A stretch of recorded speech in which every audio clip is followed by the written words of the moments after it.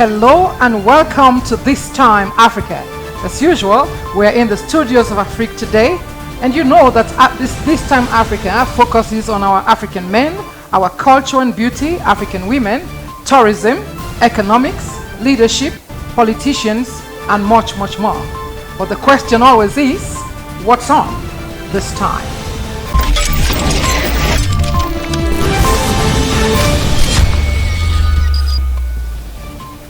On today's This Time Africa show, Afrique Today takes a break as we discuss tourism. Many people say that Africa is so full and rich in tourism, but that it, regardless of the potential that it has, it is still underdeveloped, and we need to pay much attention to tourism in Africa. And that's why today I have with me Sitinga Kachipande to have this discussion. Welcome, Sitinga.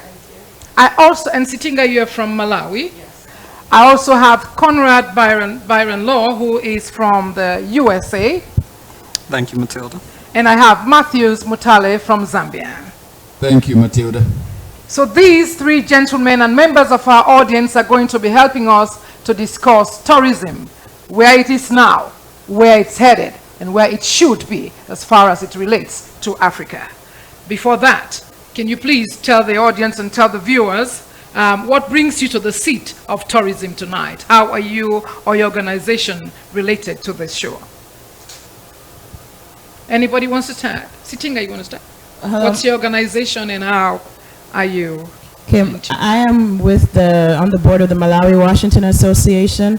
I'm also on the board of the Southern African Community USA, and part of what I do in both organizations is raise the profile of those countries in this area.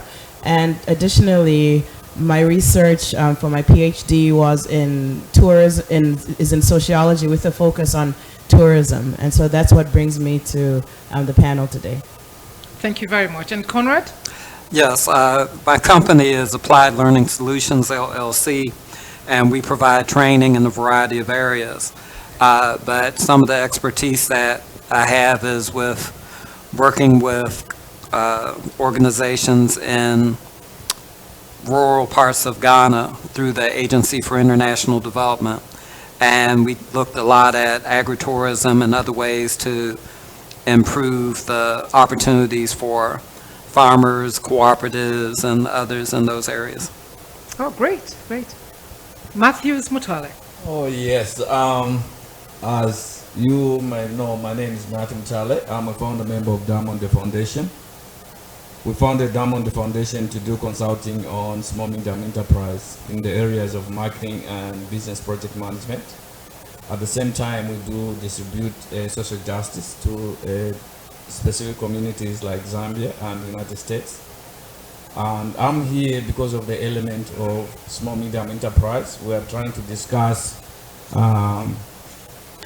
tourism in the sense that we want to contribute to tourism because we understand that tourism has an impact on small medium enterprise. So we're trying to look into that area, and that's why we're here.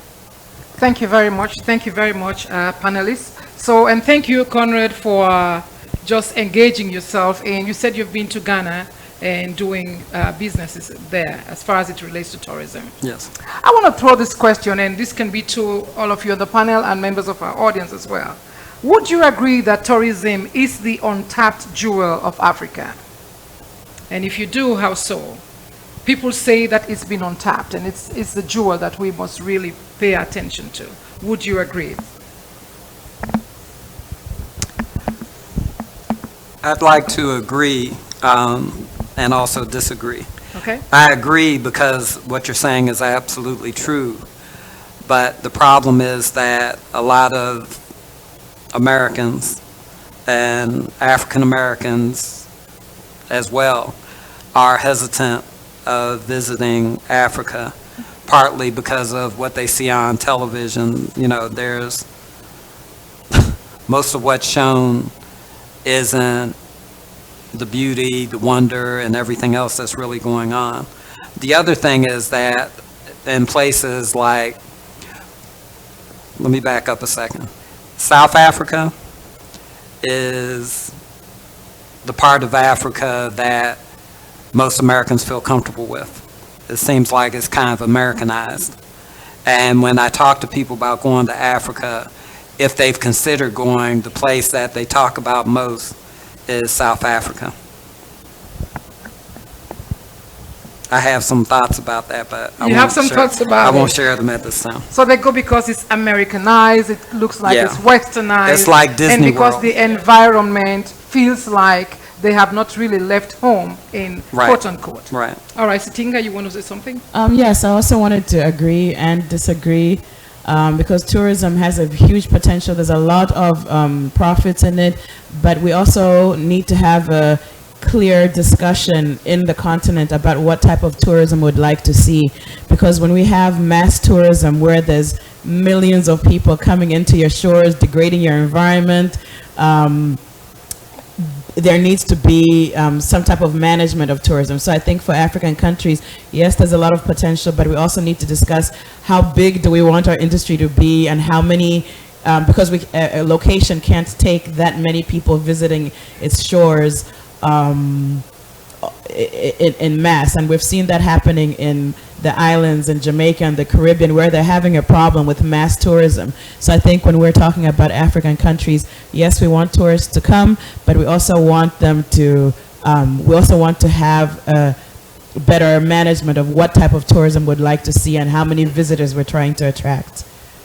Yeah, I think that is something that we as a continent or a country have to deal with because there are different types of tourism, right? You even have culinary tourism, right? Extreme tourism, religious tourism. There are different types of tourism. So I think we as a country have to kind of manage because people go to a particular country for a reason.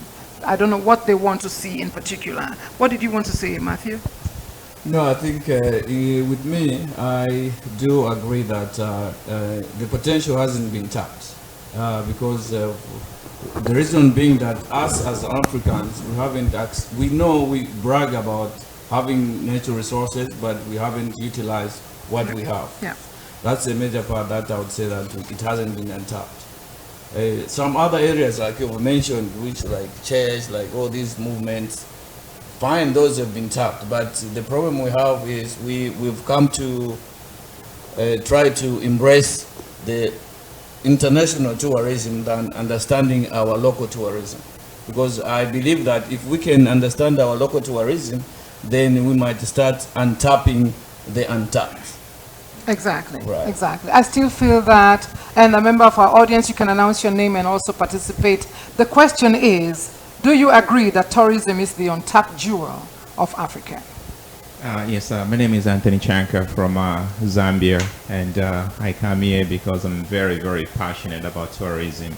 And I certainly agree with the notion that tourism is an untapped potential of Africa as a whole.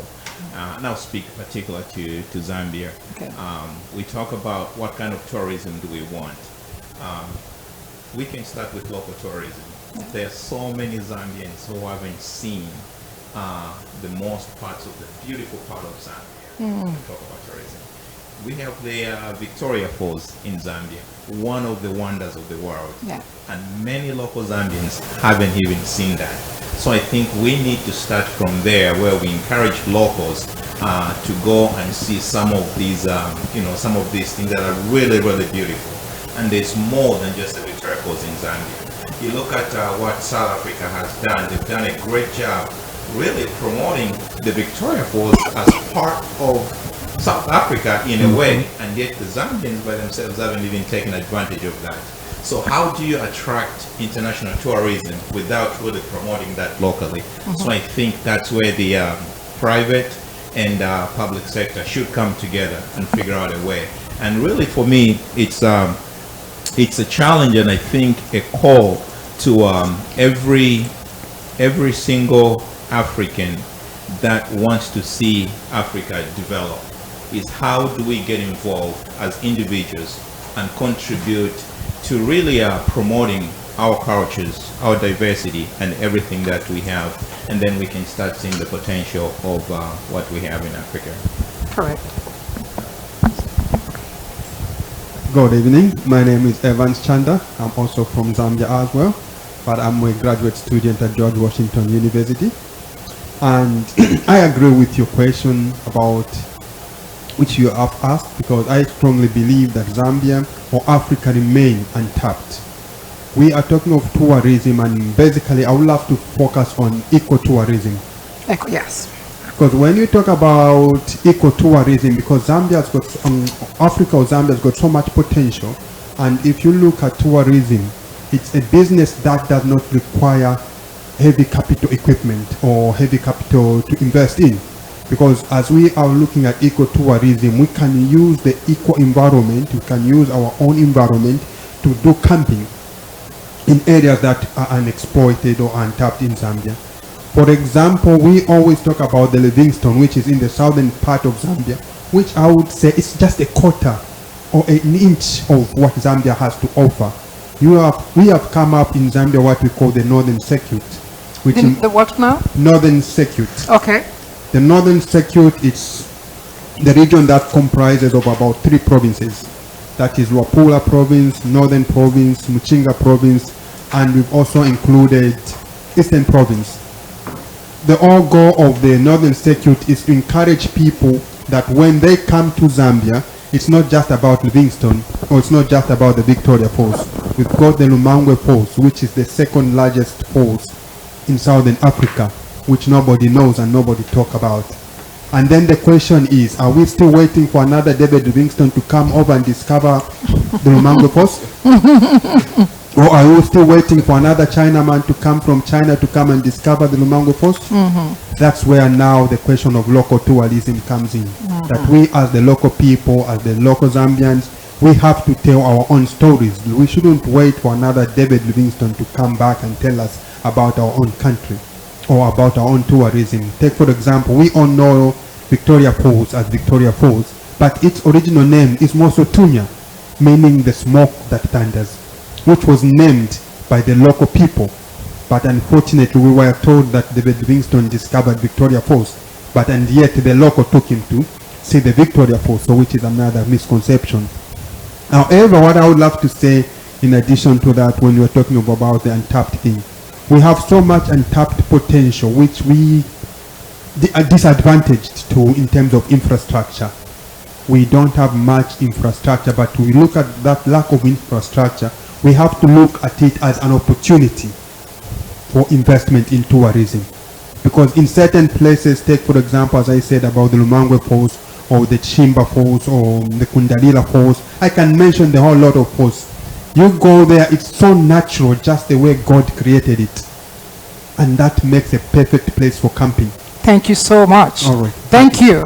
That's amazing. That's amazing. And you're so knowledgeable about what you have, which is great. Because most times, I don't know if you agree with me also, is that most times, most of us are fixated on what is outside, what is happening in the Niagara Falls, instead of what is happening right there where we live. And guess what? That's why we're here, because we can make that change. Go ahead. Yes, my name is Laston Msenja. I'm also from Zambia. I represent the Association of Zambians in the GMV, that is the District of Columbia, Maryland, and Virginia. Our organization is very passionate about promoting African culture, and speaking on behalf of the association, I think that we would like to see a lot of improvement in terms of tourism in Africa. And to answer your question, I think the tourism potential in Africa has not even been tapped by something like 20% of what it can unleash to the world. In the sense that when you look at the top tourism destinations, the United States, being the third, generates about 80 million visits per year. Yeah, we're coming. Thailand, which is a developing country like most of the African countries, in 2017 had about 37 million visitors. Africa as a whole had about 60 million visitors. So you can see that there's so much in terms of tourism that could be harnessed, because Africa has got so many resources, so many natural features, as some of my colleagues have stated. But countries like Thailand, which do not even have as many natural features as Africa does, actually are generating more visits. So the question has to be, what is it that they are doing that African countries are not doing? What is it that is lacking in Africa that has to be tackled so that the potential can be unlocked?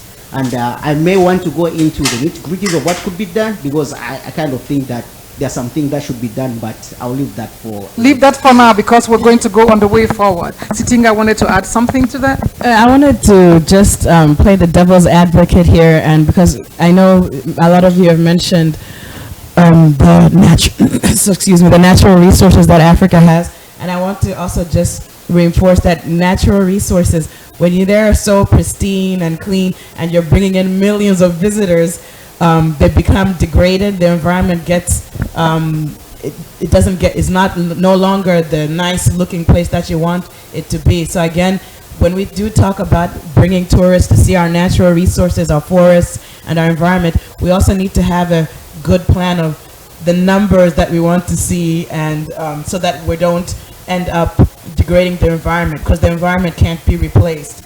Also, to talk about Thailand, to play the devil's advocate on that comment as well, we also need to put Thailand in context, because one of the biggest byproducts of tourism has been an increase of sex work, and Thailand is famous for tourists coming for sex tourism. So I also wanted to, when we say we want Africa to emulate Thailand, we want to also... I think he was trying to say that the number of people, I mean, so is there accountability though on the part of us when they come to Africa? Are we able to account for the number of people that come? Are we able to account for what they are coming for? Have we divided tourism in the different categories so that people can do it? Is the environment conducive enough? There are many things that we could ask. And I didn't mean to stop you, but I just wanted to say, I think he was saying in terms of the record high. Are we keeping good records? Are we doing the right things so that people know that people are coming? Yes. Conrad, you wanted to add something? Not right now. Not right now. Okay. Matthew? All right. I wanted to chime in on the part of Thailand. I think what Stinga is saying about the kind of tourism that you have to promote has to be one that does not leave Africa in ruin, but it has to be the kind of tourism that will ensure that there is sustainable development. So even as we're talking about tourism, I think the term that we should be using is sustainable tourism. And you can only achieve sustainable tourism by ensuring that you put in place policies that ensure that you're protecting the environment as you are bringing in people. Because what you're offering is actually God-given, natural resource. So you want to protect it, but at the same time, you want to have this increase in the number of people that are visited. So it's important that as you go out marketing your local places, your countries, it's important that you also look at some of the tenets that come from the United Nations World Tourism Organization in terms of ensuring that there's monitoring of the tourism that you're practicing, and ensuring that if there are some problems, you can put in place corrective measures that ensure that what you're doing does not cause any harm instead of promoting economic development. Correct. And I completely You're a agree. policy person, so I wanted to throw that to you anyway. Yes. No, I wanted to completely agree with that. Yes. Just so that when we're having these discussions and we're talking to our leaders and our people about bringing tourism, we also, in the second sentence, need to say, okay, but the tourism has to look like this, and this kind of policies need to be in place. So I agree with you, with sound policies to back it up, that should make it for better tourism. Thank you very much. Thank you. Yes. I think if I may just chime in a little bit here. So there's a little bit of a discussion about emulating what other areas of the world have done with tourism. And I think that's why we ought to kind of move cautiously.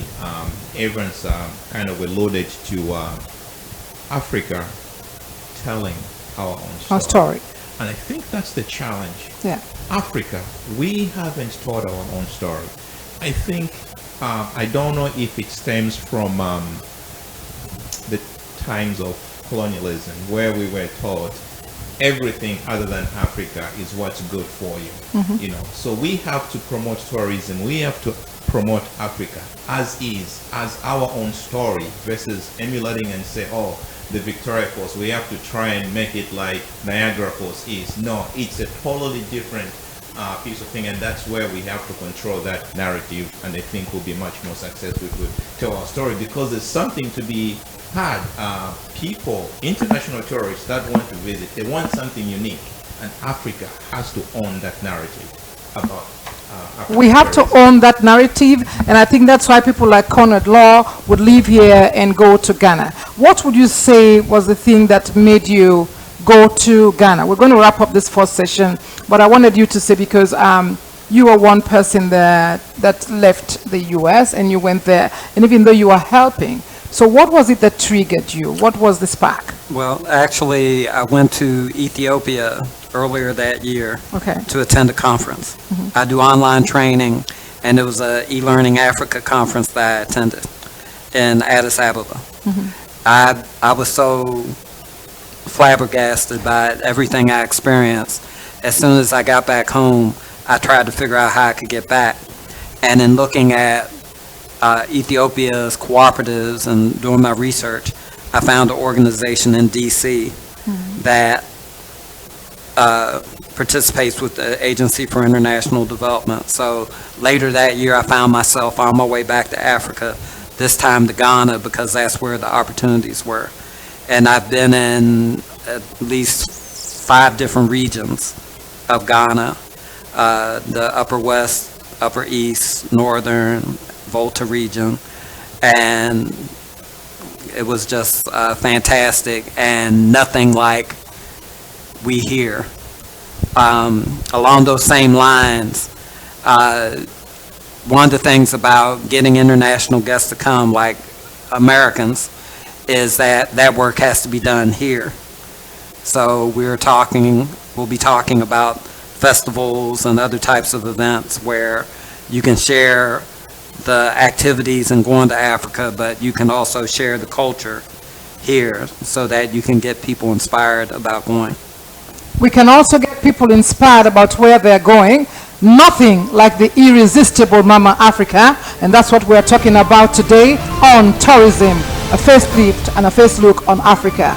When we come back, is tourism the sustainable vehicle? Is tourism the sustainable and peaceful vehicle that must land in Africa? Can we do that? Can we? Is it a vehicle that must land in Africa to create sustainability and to create peace, development, and economics? When we come back, we'll talk about that. We'll be right back.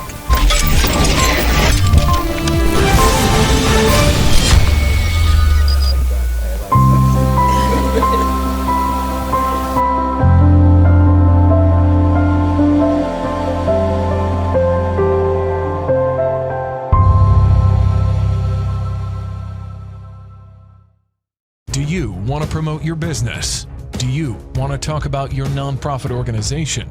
Do you want to talk about your culture? Introducing the online web TV, Afrique Today. We are live every Sunday at 3 p.m. Our shows are 3 p.m. Sunday Guests with Elaine Pierre. 4 p.m. This Time Africa with San Natilda Banga. 5 p.m. Transformation Point with Dr. Natalie Kamsudomo. 5:30 Cyber Connect with Jean Bosco Fogham. You can watch us live at the same time on 4 platforms: Facebook, YouTube, Twitter, and using the Afrique Today app. Download our app today for Android or Apple. Promote your business today. For more information, go to www.afriquetoday.com. Afrique Today, the best of digital TV.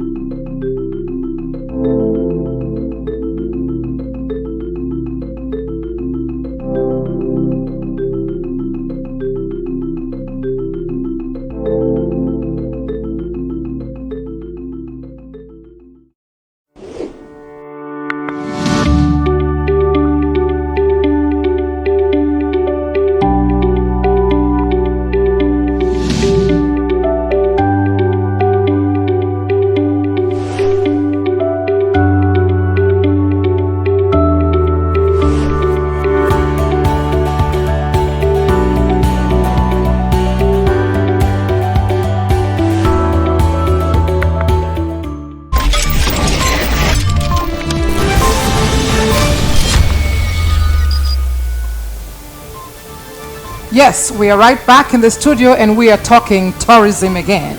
So we've all talked about local tourism, we've talked about ecotourism and sustainable development as far as tourism.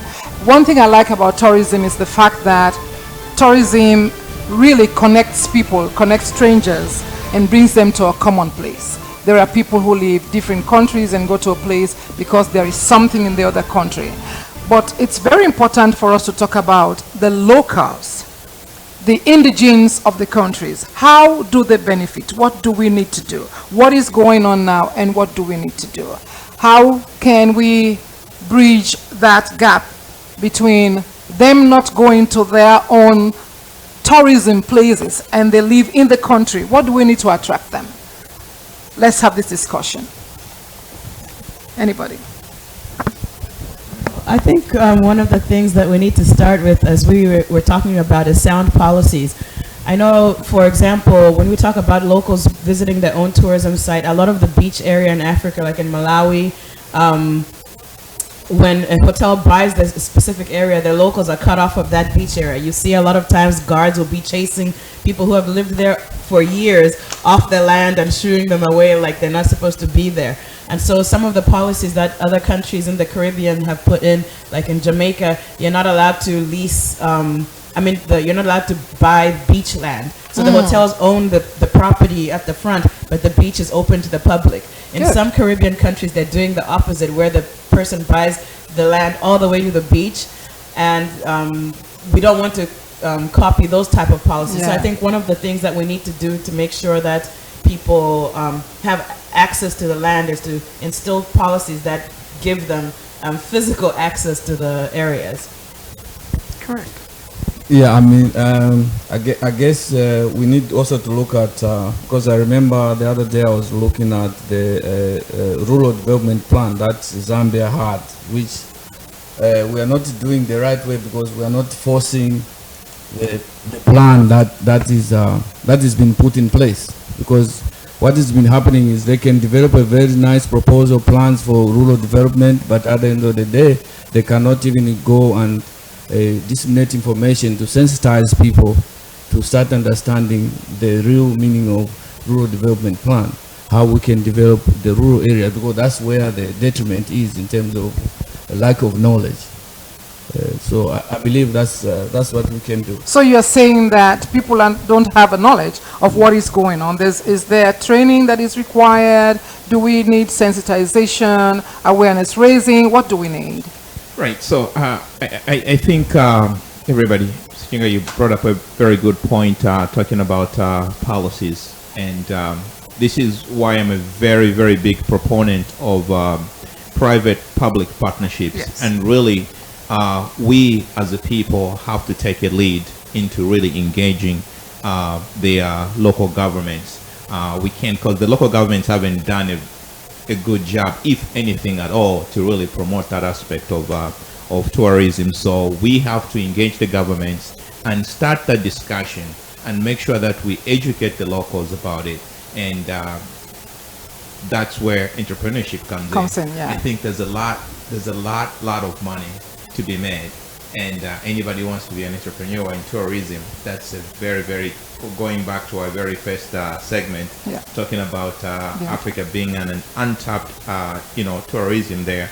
We can do quite a little bit as individuals, getting together, getting the private citizens together and start engaging the local government. I think that will start seeing some movements. I think that's the reason why we're here in the diaspora, so that we can acquire that knowledge and take it back also. That's why we're studying. We can take it back to our governments and people to see what line of action must be taken for the future. Are you on Facebook Live? Go ahead. All right. No, thank you. Maybe you're getting some questions from Facebook Live. Go ahead. No. Okay, then definitely what I would love to add on, especially is Africa, and of course, looking at, I would sometimes like to focus on the positive part of our continent, and looking at what some of the inroads, especially that the government have made between Zambia, Zimbabwe, and Botswana. They've come up with the uni visa, which they call the Casa visa, where before, it was, before when tourists come, especially like in Zambia, we got a lot of American who comes as tourists, because not everyone visits Africa as a tourist. Others come as investors. all they are looking is for our natural resources and go away. Yeah. But we have got Americans who are the largest tourists in Zambia. They come and visit. Now you find that if an American visits Zambia, you get a visa in Zambia. To go to Botswana, you need a visa. To go to Zimbabwe, you need a visa, and that discourage.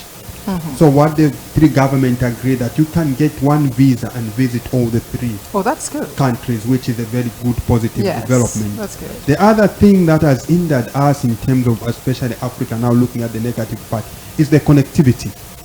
Take for example my sister, she's from Malawi. I can drive from Zambia, I can in fact walk cross over in between Zambia and Malawi. Because Oh, really? we've got a house, the kitchen is in Malawi, the bedroom is in Zambia. Those are the realities.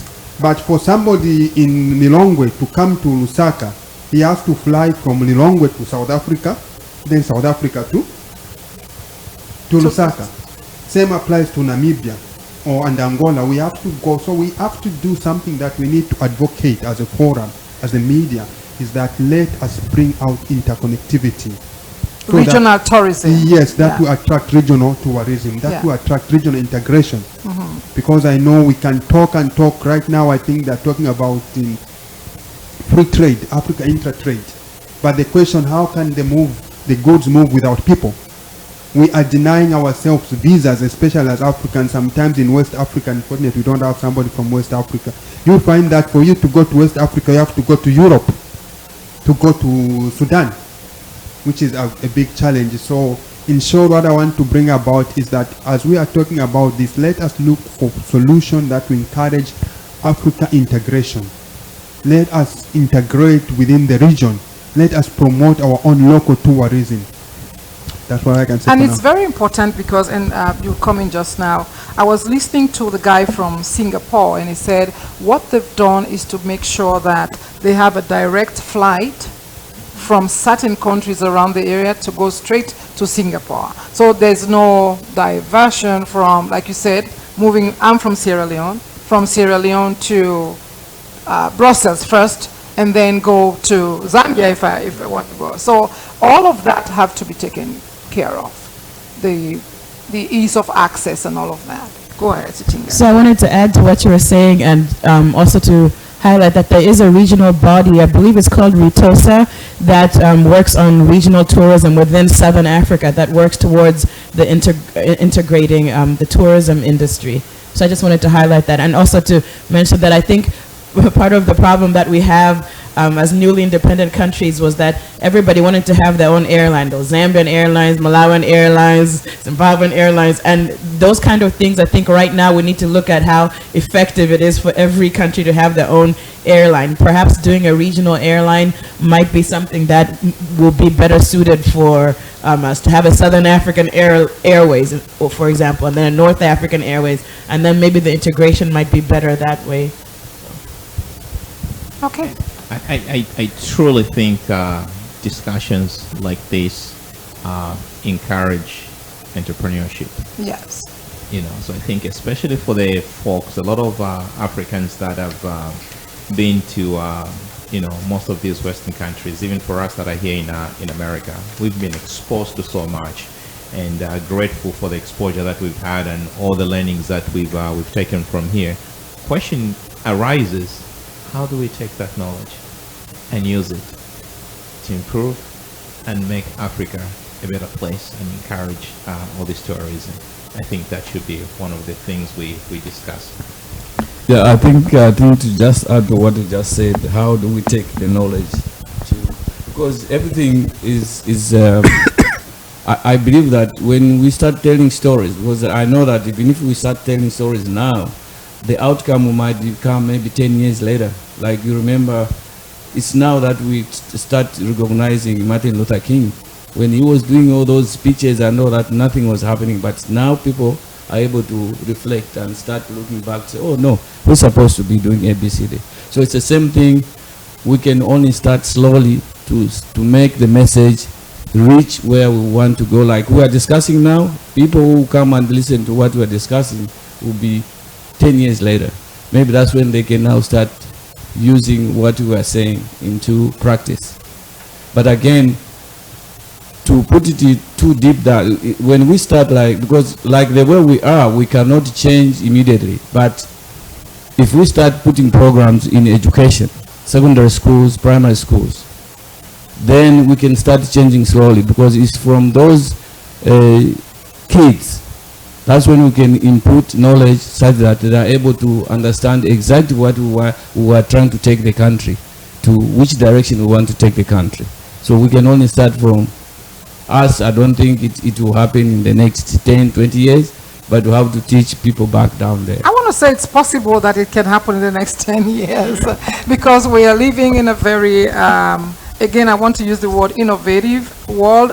We have to make it innovative. We have to be very creative about our tourism and all the whatever we have in our countries. We have to really make it creative. We have to make the environment in such a way that is accessible to all. The hospitals, the airlines, everything. There's a lot that needs to be worked on, but I think it's possible within the next 10 years. Go ahead. Yeah, I agree with you. Because of the technology that we have right now, most of the changes are going to happen very fast. If we are going to promote tourism from the local point of view, it's about celebrating what we have around us.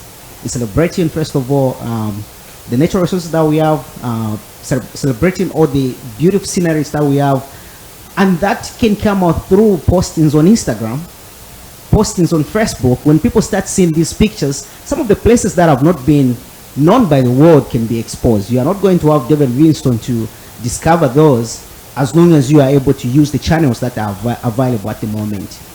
Then some other things such as festivities could also be broadcasted. It doesn't have to take 10 years for that to come to the knowledge of so many people. Like this conversation we're having right here could be streamed live on Facebook, and people could be inspired. And another thing that I just wanted to add, as we are talking about promoting local tourism, is that we should encourage our local people to look at developing their communities in such a way that they make them as beautiful as possible, and then also promoting a lot of quality service delivery. I think that's one thing that has kind of been lacking in a lot of African places. If people can be served very well, people from the local areas can be served very well, other people are going to visit will also feel the camaraderie. They're going to feel the quality hospitality that is being given to everyone. So charity begins at home, and we have to start from serving our own local people as we think about saving people coming from outside. Exactly, and I think that's what Conrad was saying, and I want you to say something because, believe it or not, we have 5 minutes, I guess. So Conrad was saying that the reason why people think that South Africa is the place is because of what it reflects. And so they have tried to build upon. So if somebody leaves here to go to South Africa, there is an hospital that they can go to. That's what I'm saying about the environment. It has to be conducive enough. So do you want to touch on that and touch on the training that your organization is doing as well as far as it relates to this? I'd like to start with the training piece, because entrepreneurial training, when I went to the eLearning Africa conference in 2015, the big question was whether or not Africa needed more people with degrees or practical hands-on training or practical skills-based training. And most of the folks that were at the conference were academians, so they wanted people to have more degrees. But I was in the minority that disagreed with them, especially with the number of youth. There are more youth in Africa than adults.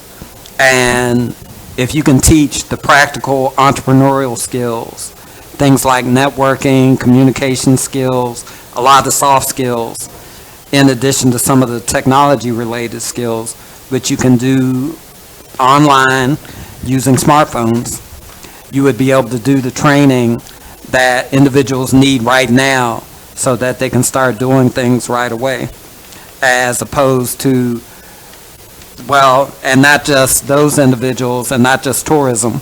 You have a lot of teachers that get degrees in education that go to locations that don't have schools, but they never taught them how to open up a school. You have IT technical people that don't have, like we have in this country, IBM or a Dell or other company to work for, that they haven't taught entrepreneurial skills so that they can start their own company. So that focus is very important, for one. On the other side, in terms of knowledge, festivals need to be shared. Festivals need to be had here.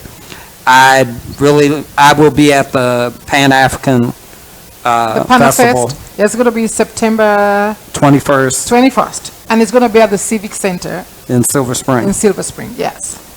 But that, and I want to try to get everybody I can to go there, because the exposure is what's important. If they can get exposed, then they'll start asking questions, and they'll go by what they see with their eyes than what they hear on TV.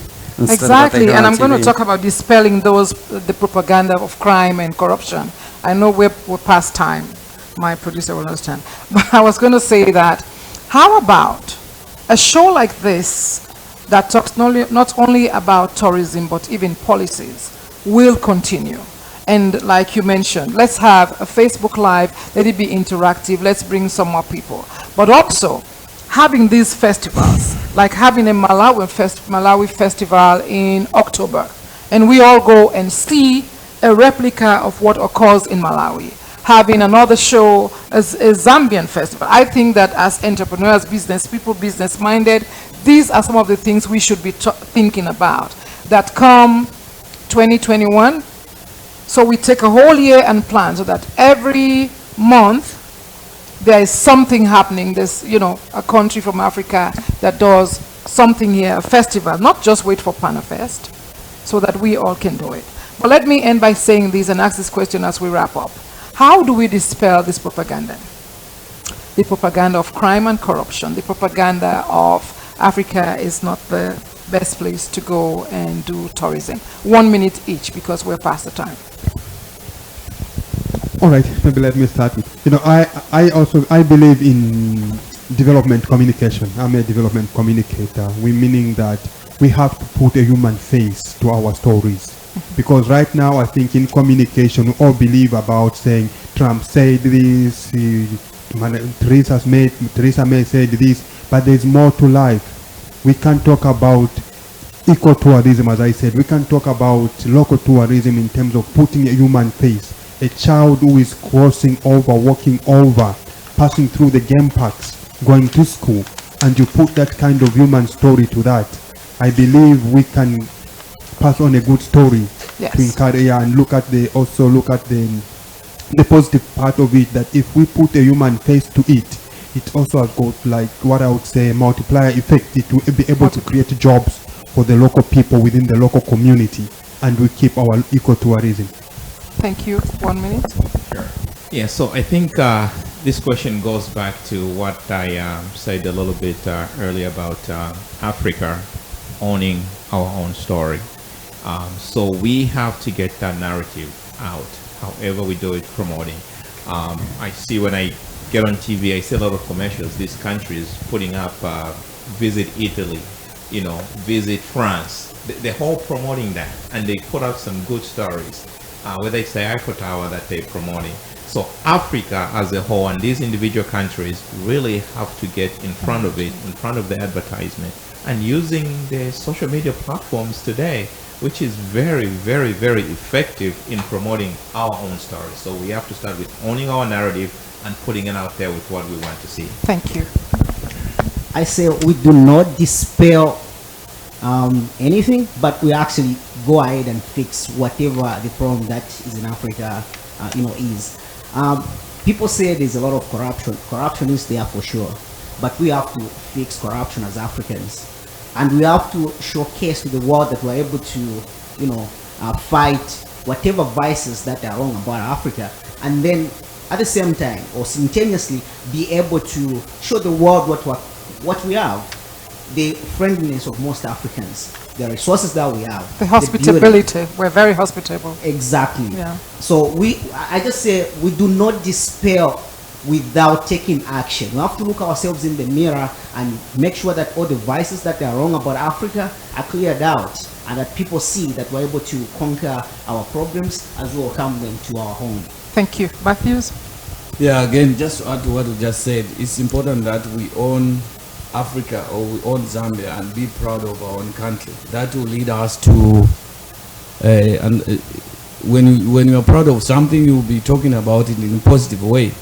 So I think most Africans, most of them who are in the diaspora, all they do is they keep negative things like you are saying, but we can change the narrative to positivity every single day. We are talking about Africa, we are talking about Zambia. And to add to the policy, maybe like we're saying, all these embassies should try to come up with the social cultural centers, which could be even a boost to trying to convey positive messages to other people who are locally here, who've been talking about negative things about Africa. Or probably spread the word around when the embassies have an event so that other people will go and see. Your last word, Conrad? Actually, I would like to see embassies more active. I've had the opportunity with Matthew's invitation to visit the Zambian embassy a couple times, and I mean, even the immersion there and the food and everything else, it was, and this was years before I finally went to Africa, so it was something I wanted to do for a long time, but sharing the information in all shapes and forms. And at the festivals, we're talking about having not just participants for the festival, but also having not tour guides, but travel agents. Travel agents. There, skilled in this, so they can say, see what we have to offer. Yes. Sitinga? So one of the things I think is that in order for us to promote tourism, for people in the diaspora, people at home to promote tourism, what we're promoting, the narrative of Africa, has to be believable. So we have to hold our governments accountable as well. We can't tell somebody in good faith who's a tourist that, oh, go visit this country, everything will be great, and then they break a leg and there's no hospital. That's and right. So part of it is holding our governments and our development policies accountable for the change that we want to see. And another part of it is about telling diverse stories about Africa, because all the stories we hear are the same. They're about the lions and the wildlife, but there's a diversity in there. Our people, our places, our products, America, our culture, music. Yes, a lot of things. Yes. And America doesn't get its tourism. People don't visit America not necessarily because they see an ad, but because they see blue jeans, or they see Coca-Cola, they see products from America, they see people from America, and that's what makes them want to visit. And so part of it, I think, is that we need to have our government and our people promote our businesses, promote our people, promote our writers, our historians, so that we can get promotion in that way. Yes, we can get promotion in that way, because we Africans are well accomplished people, and that's why we're sitting here today, and we are talking not only tourism, but we're talking policies and how to narrate our own story. We are our best storytellers, and this is where we bring the curtain down. But guess what? We'll be right back here again in this room. We'll be talking more about Africa, politics, and African partners. It's been so great to have all of you. With me, I had Matthews Mutale from Zambia, Conrad Barian-Law from the USA, and Sitinga from Malawi. And been a great guest today. Thank you very much, audience. We will be right back. Again, this is This Time Africa. Hey, watch us on Sunday at 4 p.m. And of course, the program always starts at 3. But we also are on Amazon. Just get the Amazon Fire Stick and watch us there too. Roku TV, call it what you want. Facebook, Twitter, YouTube, we're all right there. We'll see you next time. Again, I'm your host, Sia Matilda Banger. See you next time.